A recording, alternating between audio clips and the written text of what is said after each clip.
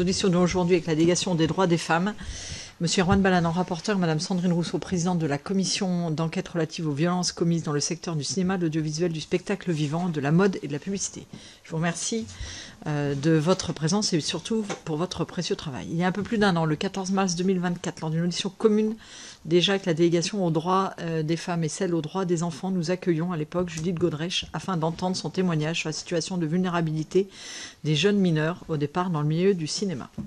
Elle avait décrit la fascination exercée sur les jeunes, mais aussi sur les parents de ce monde du cinéma, alors même qu'aucun garde-fou ne semblait mis en place pour protéger les mineurs de harcèlement, voire même de violences physiques et sexuelles. Elle parcourait et parcourt toujours le chemin douloureux des victimes qui se reconstruisent. Elle nous expliquait alors le processus d'emprise qui avait été exercé sur cette jeune actrice de 15 ans. Lors de cette audition, nous avons avec vous, Madame Rioton, vous, Monsieur Balanant, sans oublier Francesca Paschini, décidé qu'il fallait agir ensemble pour constituer une commission d'enquête sur le droit du travail dans le monde du cinéma et du spectacle, en particulier ses risques pour les femmes et les enfants. Le 9 avril dernier, après plusieurs mois d'audition, vous avez rendu vos conclusions et les constats de votre rapport sont sans appel. Des défaillances systémiques existent dans l'organisation du travail, les pratiques professionnelles et les représentations qui favorisent l'apparition et le développement des violences.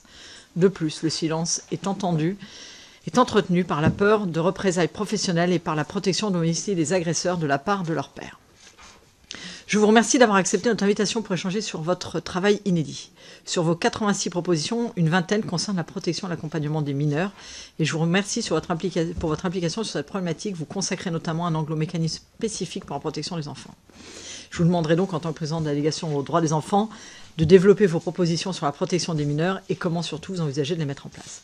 J'aimerais particulièrement vous entendre sur les évolutions nécessaires lors des castings d'enfants, car j'avoue avoir été fortement marqué par des images qui nous avaient été envoyées quelques jours après l'audition et pour lesquelles nous avions fait un signalement au procureur, où l'on voyait des casteurs demander à des enfants d'avoir des actes de violence les uns envers les autres. Enfin, je partage complètement votre recommandation sur le contrôle d'honorabilité pour les personnes intervenant auprès des enfants. C'est effectivement essentiel et ce devrait être le cas dans tous les champs de l'enfance, comme nous l'avons déjà souligné lors des différents travaux de la délégation aux droits des enfants. J'aimerais conclure surtout en vous félicitant encore une fois. Ce travail parlementaire est de qualité et montre que l'Assemblée nationale est capable majoritairement de surmonter les différences qui nous caractérisent comme parlementaires quand les enjeux le justifient.